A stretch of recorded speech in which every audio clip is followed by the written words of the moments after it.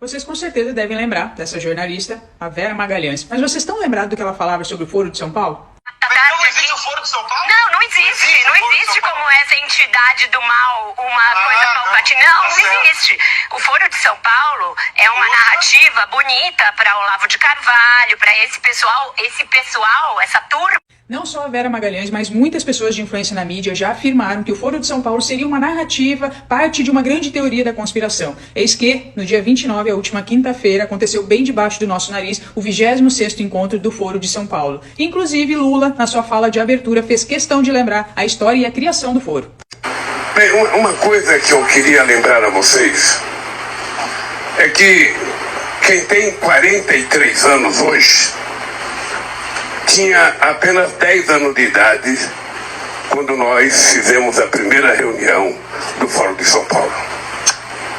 Eu quero crer que muitos de vocês que estão participando desse fórum não tinha mais do que 10 anos de idade em 1990. Nesse discurso, Lula falou muitas coisas absurdas, muitas delas que comprovam tudo aquilo que a oposição sempre tentou alertar por todo esse tempo a respeito da pessoa do Lula, sobre o plano de governo do PT e todos os partidos de esquerda de uma maneira geral. E uma dessas coisas que mais chamou a atenção é que ele disse que ser chamado de comunista e socialista não é uma ofensa para ele, é sim motivo de orgulho. Ele nos acusa de comunistas achando que nós ficamos ofendidos com isso. Nós não ficamos ofendidos. Isso não nos ofende. Isso nos orgulha muitas vezes. Nem o Lula admitindo que tem orgulho de ser chamado de comunista, muitas pessoas ainda não acreditam no risco que é um país ser governado por um presidente que apoia um regime que já matou mais de 100 milhões de pessoas no mundo. Muitas pessoas ainda negam os males do comunismo, mas exemplos de que socialismo e comunismo não dão certo e nunca deram certo, a gente tem vários. E mais que isso, muitos museus e memoriais em lembrança às vítimas desse regime. Começando pela República Tcheca, que inaugurou um memorial em 2002 dedicado a todos os presos, executados e aqueles que tiveram suas vidas destruídas pelo comunismo entre 1948 e 1989. Na Alemanha, a prisão da polícia secreta comunista, por onde passaram mais de 11 mil pessoas entre 1951 e 89, foi transformada em um memorial em referência aos 44 anos de perseguição política na zona ocupada pela União Soviética. As visitas guiadas são feitas, inclusive, pelos prisioneiros sobreviventes que contam tudo o que acontecia lá.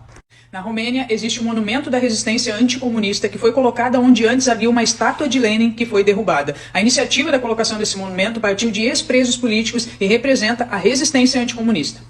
Na Albânia, a Casa das Folhas levou esse nome porque as folhas das árvores que cobriam os prédios e as janelas permitiam que os comunistas espionassem e controlassem as pessoas durante 45 anos de regime. Durante a ocupação nazista, esse prédio era usado como prisão, e depois que os comunistas assumiram o poder em 1945, o local era usado para tortura e assassinato. Na Geórgia, o Museu Nacional tem um andar inteiro dedicado à ocupação soviética, mostrando o lado negro desse regime, com fotos, números, dados de vítimas e também as punições que eram aplicadas, que iam desde os exílios nos gulags, que eram os campos de concentração, até os fuzilamentos em câmeras que foram criadas para esse fim. No Cazaquistão, um monumento conhecido como Vítimas da Fome foi inaugurado no dia 31 de maio de 2012, o Dia Nacional em memória às vítimas de repressões políticas. Em 1932 e 1933, 1,5 milhão de pessoas no Cazaquistão foram vítimas da fome devido à coletivização forçada implantada pela União Soviética.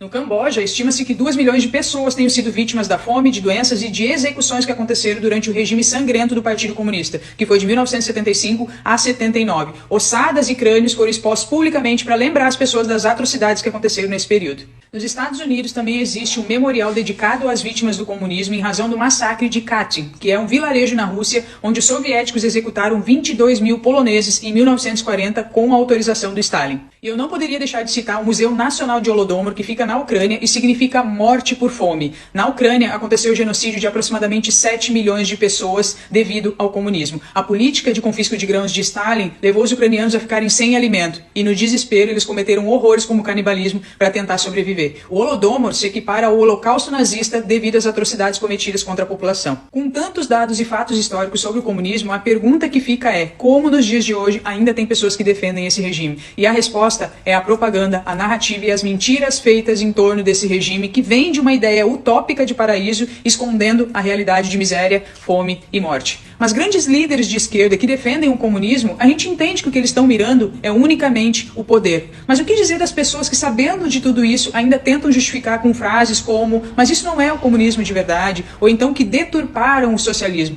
Jordan Peterson, que é um psicólogo clínico no Canadá e professor da Universidade de Toronto, fez uma reflexão sobre isso que eu achei bem interessante trazer aqui. Everyone's starving in Venezuela. It's like, hey, look, another example of what wasn't real communism. When someone says that wasn't real communism, here's what it means.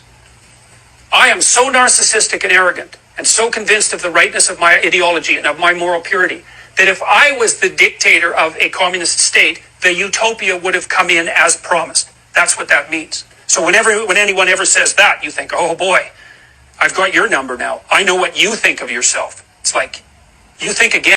Está cada vez mais escancarado e sem disfarce algum quais são as reais intenções do atual governo, não só no Brasil, mas em todos os países que fazem parte do Foro de São Paulo. Saber disso, olhando para os fatos históricos e também por exemplos de tantos países no mundo, já deveria ser suficiente para as pessoas repensarem as suas crenças.